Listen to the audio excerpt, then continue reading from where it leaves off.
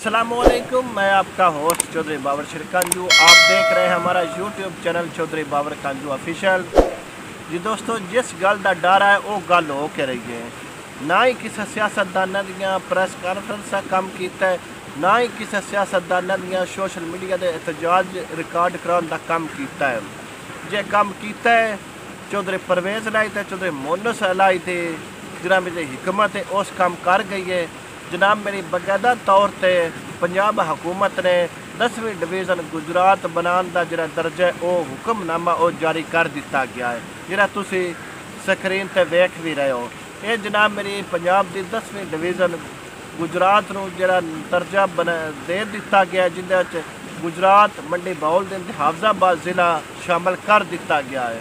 साडे सियासतदान मैं अज तो 9 महीने पहले उस टाइम PTI की हुकूमत जी पूरे ठाठ नाल चल रही सन, लेकिन उदन एक मैं वीडियो अवामी सर्वे के मुताबिक बनाई सी, लेकिन उदन भी मैं आवाज़ बुलंद की है इस यूट्यूब चैनल पर। लेकिन कुछ दिन पहले भी मैं एक वीडियो अपलोड की है, लेकिन उदन सियासतदाना को ख्याल नहीं आया भी साडे नाल की हो रहा है।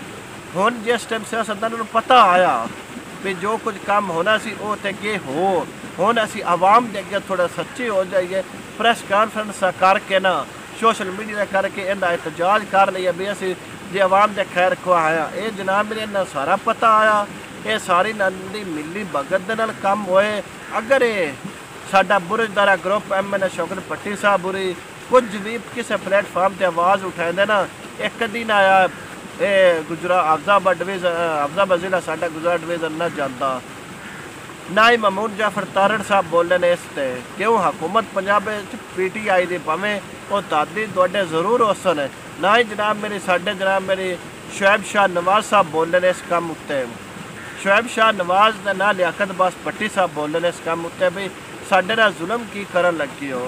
कुछ जनाब मेरे हल्के के कुछ लोग ने वो कह रहे हैं भी सानू गुजरात डिवीज़न शामिल किया जाए, साडे जिले में बड़ा फायदा होवे। तो नहीं आगो तो आगो का मैदान जो वेख रहे की होंदा जे इत्थे जी दरिया जनाब ते पुल बन जाए दी बड़े तरक्याती काम होंदे, बड़े फंड होंदे। किहड़े फंड सोचते पे हो? ये सदा हुकूमत रहियां ने, ये तो बस 6 महीने साल पता नहीं इस तोड़े पूरी ना होन देनी या नहीं होन देनी। ये तुहाडा सोचा भुली पिया है। तो इस तरह जे अगर कुछ भी हल होन भी होवे ना, ये जनाब मेरी MP असी महमूद जाफर तारड़ अगे थे मियाँ आजम अनसर भट्टी अगे गुजारिश करने भी असैम्बली कम या कम इसकी आवाज़ तो उठाओ। MN शौकत भट्टी अगे भी अस चाहते भी पंजाब हुकूमत हुनांदी है PTI की इमरान खान की तरफों भी काम हो सकते हैं। ये जनाब मेरी उदो अफजल तारड़ ते ये बुरजदारा ग्रुप अपनी सियासत चमकाने वास्ते ना प्रेस कॉन्फ्रेंसियां करके तो जनाब जी अगर इो काम होंगे ना आवाम नूं तुसीं कॉल दिओ, आवाम आवे, आवाम रोडां ते निकले, मोटरवेवां ब्लॉक करे, बड़े GT रोड ब्लॉक करे, तो फिर इो काम होंदे ने। ये जनाब प्रेस क्लबियां में जाके कॉन्फ्रेंस करन नाले काम नहीं होने। विखाओ वो किते तुहाडी प्रेस कॉन्फ्रेंस कई राती जी तुसां कीती नूं लीक आ लिया वो कित्थे गई जा? कोई खबर विखाओ, कोई अखबार ते लगी विखाओ भी आज उन्हें इस जिले वास्ते किया है, उससे कितना असर होए कोई विखाओ किते गई हर शे। बस सोशल मीडिया की हद तक तुसी आवाम नूं दोवें घर सियासत नूं छड्ड के सिर्फ फलां महमूद वास्ते जिले की आवाम वास्ते तुसी निकलो, तुहाडे नाल आवाम निकले। जिथे आवाम नूं तुसी आखो जिले की आवाम तुहाडे निकले, सिर्फ तुसी निकालते आवाम नूं उदों ਜਦੋਂ ਤੁਹਾਨੂੰ अपनी पई होवे जलसियां दी हुंदी है कि साडे मगर आवाम किन्नी है, साडे मगर आवाम किन्नी है। जनाब तुसी आवाम नूं काल दिओ, आवाम निकले अपने हक वास्ते निकले। इन्हां दे वड्डा मसला डिवीज़न गुजरात में जी आवाम जलील होनी है।